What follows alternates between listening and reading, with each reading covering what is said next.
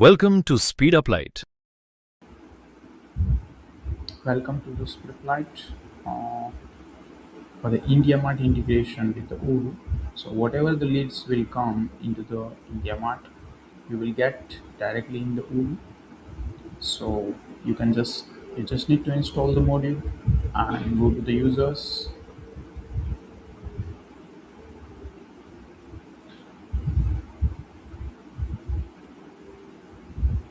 There is the IndiaMART admin. You just need to enable. Then after you will get this menu.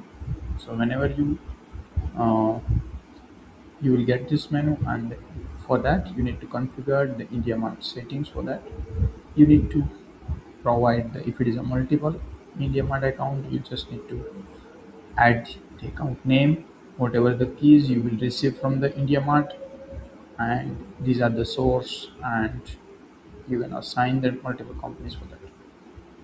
Once you activated and test for this one, automatically comes the data into the IndiaMART leads. If you want to get the operations manually, like for this one, whatever the configuration you have selected, and based on the date you will get as a manually fetch the data, and based on that you will get the leads over here,